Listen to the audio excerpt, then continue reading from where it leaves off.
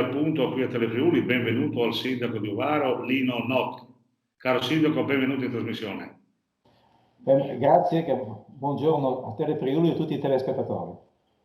Bene, allora non occorre tante presentazioni perché tu sei un sindaco molto noto, sei stato il sindaco di Ovaro anche nel passato, per cui la prima cosa che ti chiedo, cosa ti ha spinto a tornare in amministrazione, perché sei un uomo di azione, per cui evidentemente anche la passione penso ti abbia spinto a tornare. La passione sicuramente, ma anche la situazione in cui si trovava il comune. Il comune di Ovaro si trovava in una situazione abbastanza particolare, difficile. Quando siamo andati alle elezioni eravamo circa da quasi 2 anni con gestioni provvisorie, dimissioni di sindaco, di giunta, quasi un anno di gestione commissariale. Il paese era in difficoltà sotto tanti punti di vista.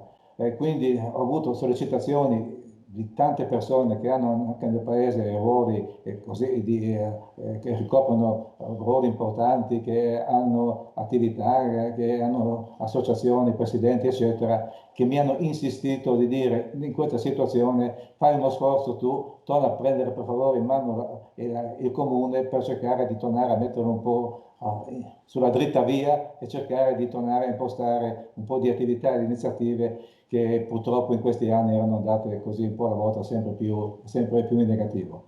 Per cui una spinta così dalla passione mia, ma sicuramente dalla popolazione, dalle persone, come dicevo, che hanno alcune responsabilità in paese, mi hanno convinto a tornare a fare ancora uno sforzo per ancora una legislatura per il paese, per il nostro comune e anche per la nostra vallata, perché Ovaro poi è il riferimento anche nella vallata.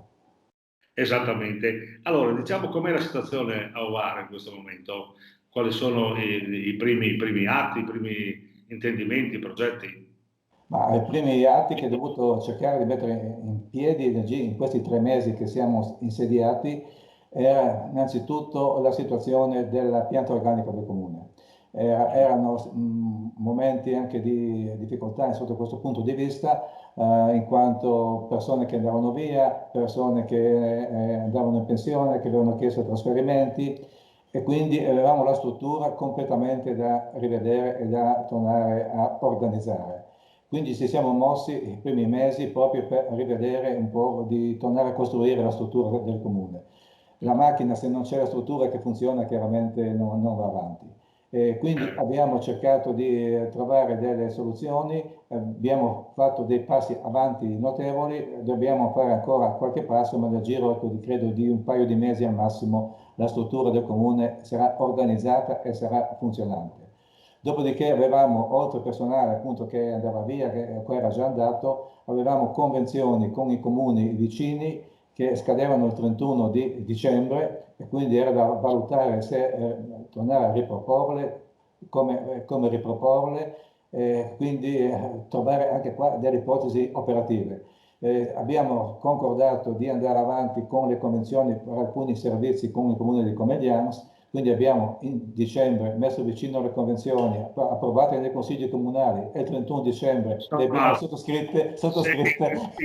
Quindi abbiamo proprio fatto salti mortali, cioè in 2 mesi fra i problemi di convenzioni, i problemi di pianta organica, è stato il periodo che ci ha impegnati in particolare su questa cosa. Poi chiaramente abbiamo avuto problemi anche così, l'epidemia anche da noi, ma i problemi di neve. Il 31 dicembre l'incendio nella latteria, quindi abbiamo avuto un periodo abbastanza agitato, non c'era stato proprio tranquilli, però insomma siamo qua, lavoriamo e cerchiamo di dare risultati.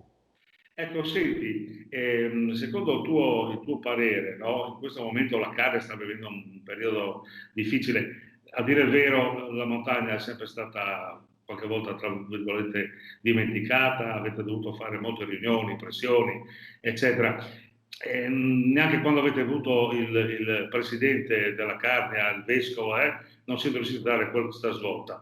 Forse è venuto il momento, un momentino di fare gruppo, di fare squadra e di rivendicare un ruolo importante per questa bellissima zona che ha la nostra regione. Ma credo che il momento sia sicuramente importante.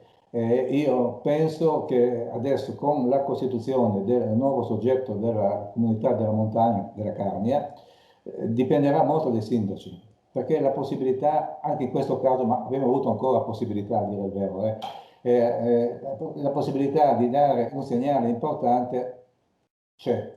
Chiaramente, in quanto la nuova norma sulla riforma degli enti locali prevede che l'ente nelle montagne rimarrà da noi, tutti i comuni che erano in precedenza, si è sommato Sappada, e quindi però è stata fatta la fusione Treppo e Ligossullo, quindi siamo sempre in 28, e quindi con le funzioni che sono rimaste tutte quelle della vecchia comunità montana previste come normative a suo tempo approvate dalla Regione, e con una serie di funzioni che vengono fatte volontariamente, delegando l'ente a portarle avanti, a svilupparle e cercare poi di sottoscrivere quanto prima.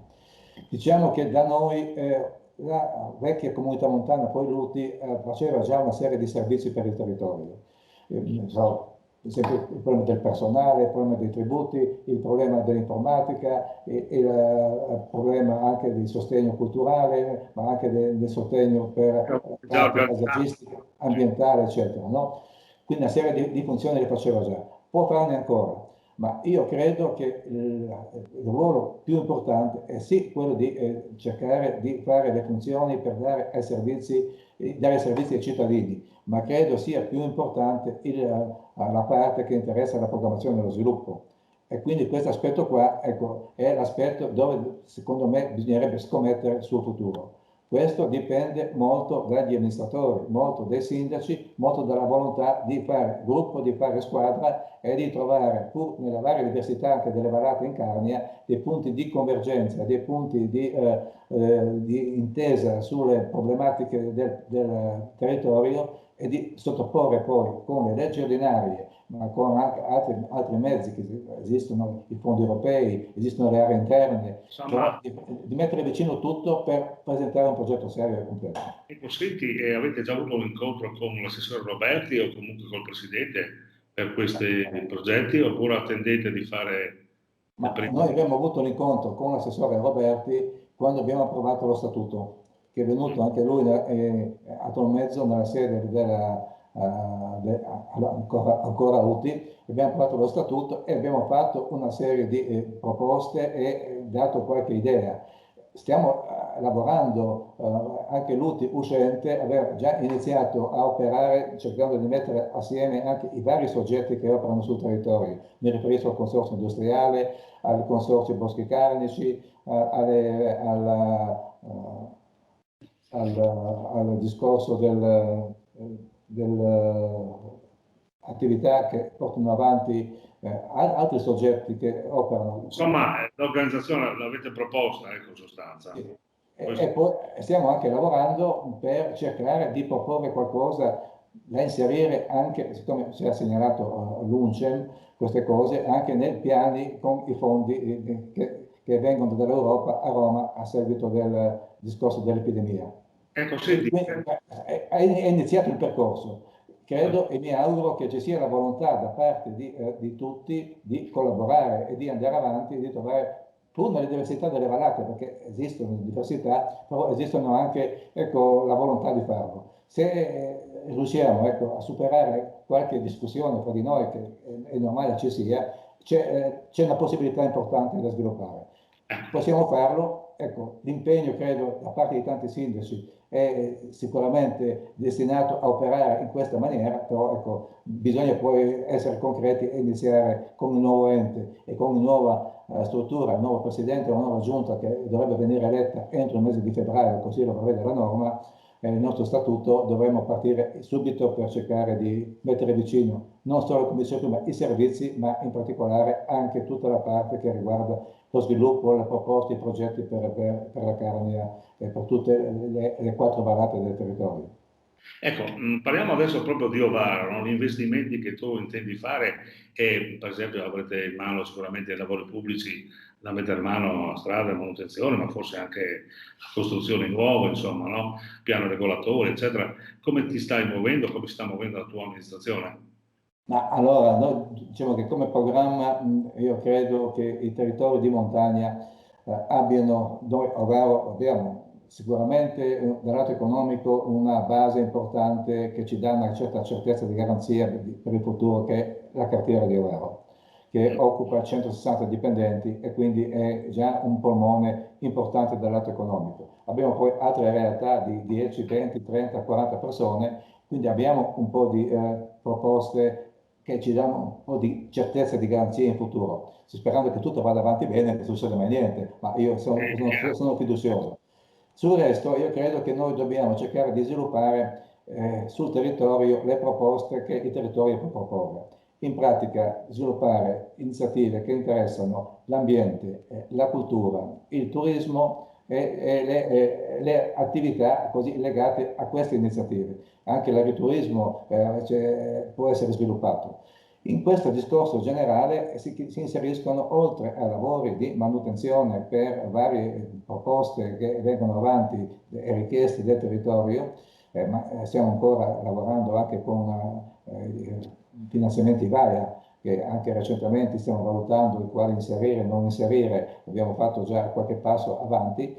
Credo che dovremmo puntare proprio su questi discorsi qua, e quindi abbiamo varie realtà, ad esempio culturali, cito alcune: la miniera di Clodinico con il suo museo, che è visitabile, il museo della Pieve, il sito archeologico di San Martino, che stiamo recuperandolo dopo Vaia, che ha avuto un danno abbastanza importante, il centro di Aplis, che oltre ad avere il museo avrà in futuro, in tempi brevi ormai, anche il centro fitness. E quindi abbiamo già delle cose, e poi abbiamo sicuramente, e questo è un discorso che dovremmo portare avanti e svilupparlo, il discorso dello Zoncolano nel versante di Overo, in particolare legato al discorso del ciclismo. Qui il nostro obiettivo è di fare proprio un progetto che parte da Ovaro, arriva in quota, legato quindi al turismo, allo sport e all'ambiente.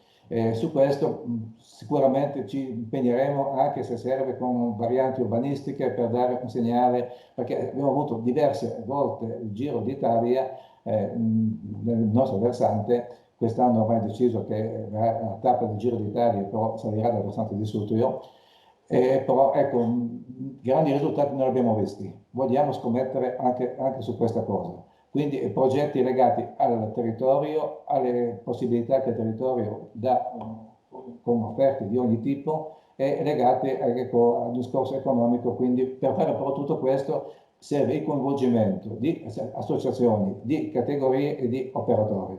E purtroppo in questo periodo questi rapporti sono stati un po' tutti andati per aria, quindi uno degli impegni anche ci siamo presi è tornare a costruire il tessuto sociale del comune. Quindi anche questo è un lavoro abbastanza impegnativo e ha un po' di tempo per farlo. Io ho detto che per tornare a ricostruire tutto quanto ci vorrà 1 anno e mezzo, 2. Penso di non aver sbagliato. Bene, allora con la tua lena, con la tua passione, con la tua grinta, mi pare di capire, lavoro non manca. Io ti auguro buon lavoro, naturalmente ti auguro che la tua amministrazione possa in qualche modo rinverdire i fasti di un tempo, di un Ovaro che è sempre un punto di riferimento per tutta la Caria, ma anche per il Friuli. Naturalmente io ti saluto e ti ringrazio per la tua partecipazione.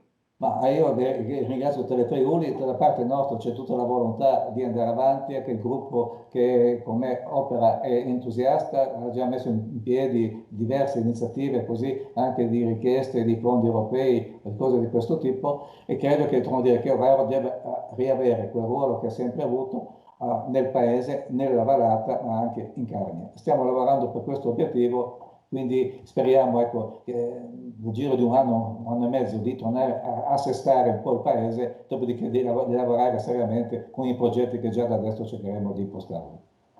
Bene, mandi Lino e buon lavoro. Grazie delle Friuli, grazie ai telespettatori. Grazie.